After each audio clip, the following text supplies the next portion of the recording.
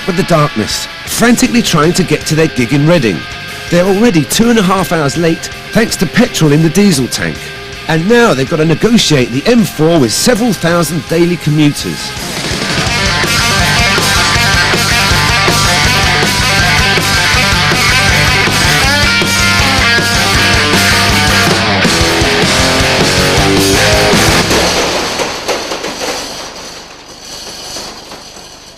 It's 6:30 and they've made it, thanks to this man with a van, and what surely is a made-up name.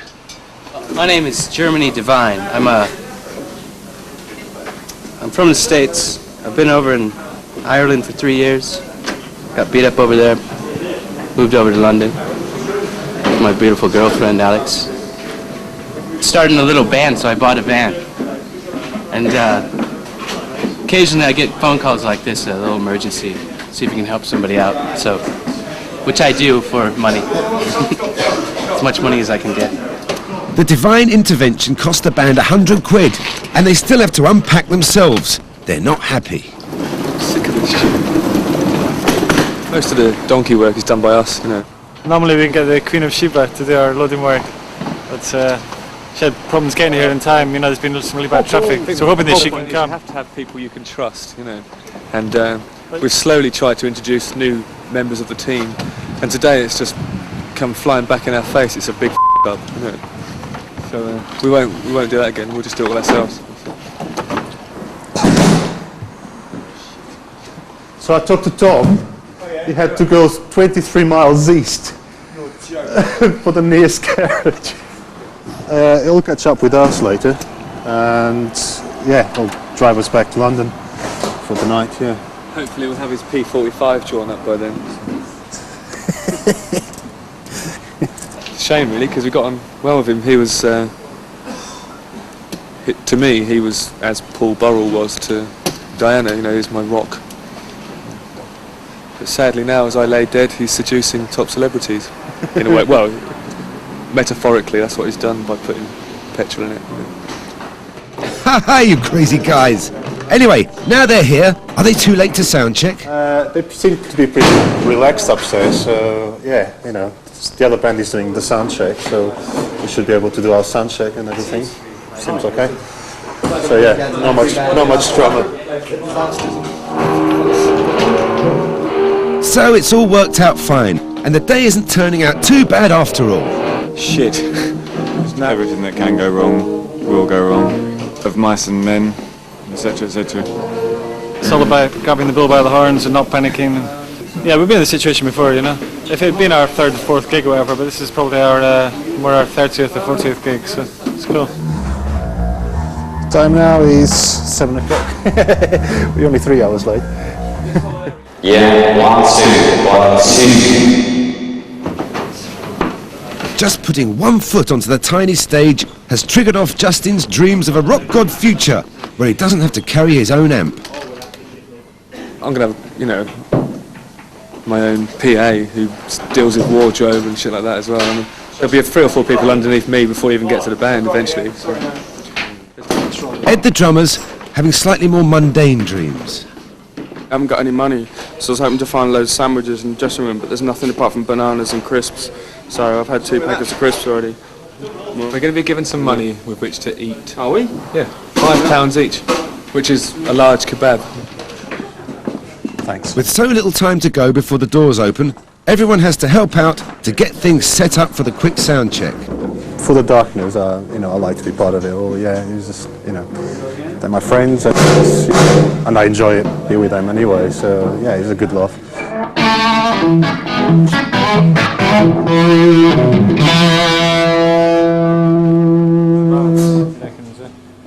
It's not going well today. Frankie's bass amp has gone wrong now. This is the whore, I call it the whore, my amp, and she screams. Play it.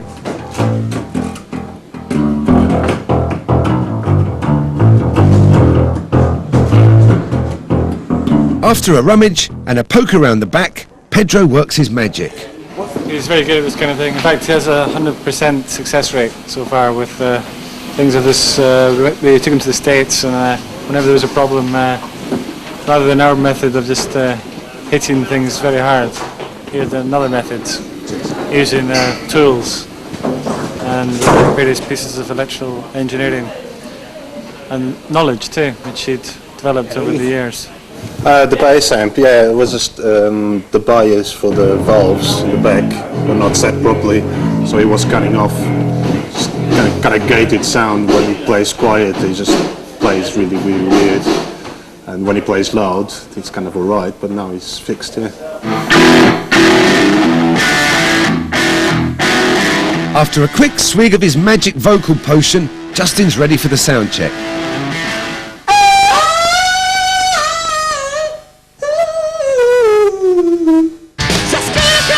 Just in case you're wondering, your bum does look big in those trousers.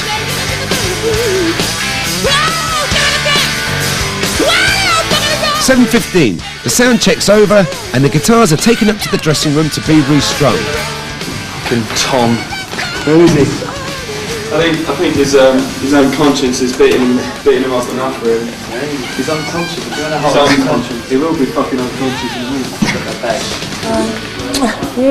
Good, thanks, yeah. There are another 2 hours before the band go on, so there's nothing else to do but hang out in the dressing room. You get very bored, you find ways to amuse yourself. And that's when all the tomfoolery starts to happen. But not in my department, obviously. Can't even afford anything to eat, so we can't afford any drugs. No money, no drugs, just some surreal practical jokes with other bands like the Wild Hearts. They put bananas in our kettle, I think. I put slices of ham in the Wild Hearts tissue box, so when they went to get some tissues they got slices of ham. And then I put luncheon meat into the kettle, so when they boiled it, they've got the flavour of boiled meat. Which you'd probably like actually, because they're Roadies. Nice guys though, nice guys. Does the band think Pedro is a better sound man than Tom is a driver? He's the reason we sound good. As simple as that. Over for ages we were like playing in venues without a sound guy. Just using in-house engineers and they don't have a clue. He knows how to push everything as loud as it will go. And he also doesn't give a fuck as well. He doesn't care. Hence, you know, arriving 3 hours late for a sound check and still getting a sound check.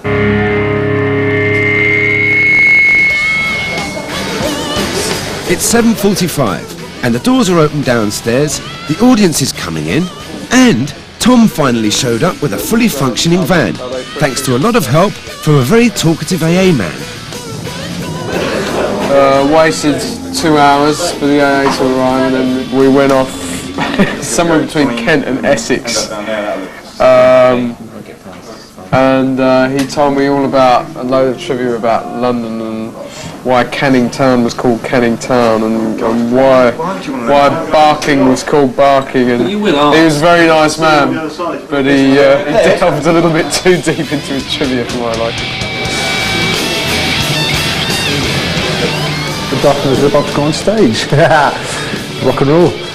So I was just going to go and set up the desk from the Darkness, and yeah, Bob the Uncle, there you go. Pedro and the band make their last minute tweaks and try to keep an eye on Tom, just in case he decides to fill the drum kit with paint stripper or plug a fire hose into the guitar. They literally can't afford any more mistakes, because after they paid for the new van, its petrol, the old van and its petrol and diesel, this gig will have virtually earned them nothing. But there are no bad feelings, and Tom gets to join in a big group hug before the band hits the stage.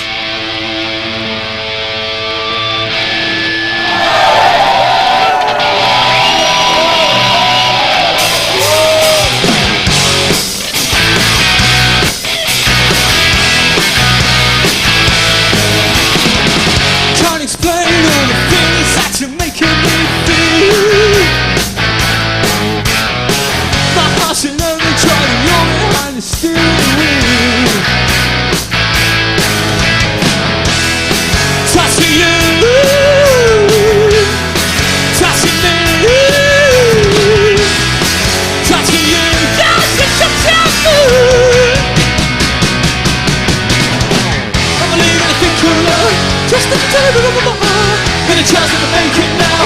When you look into the sun goes down. I believe in the true love. Ooh.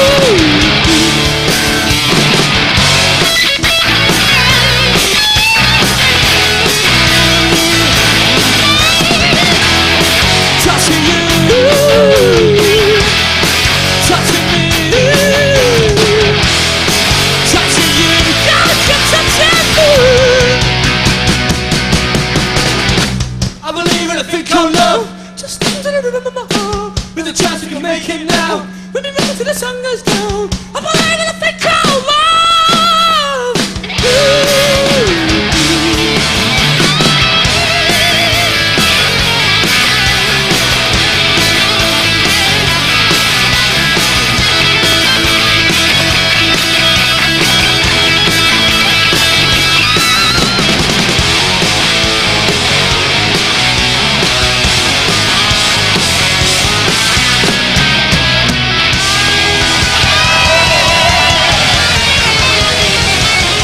It's all over. So, was it worth all the frantic effort? It's fucking wicked! In the end, Tom didn't get the sack for putting petrol in the van, but 2 weeks later, while he was driving the band back from a gig in Liverpool, he let the van run out of petrol at 2 a.m. on the M6. Tom's no longer working for the Darkness.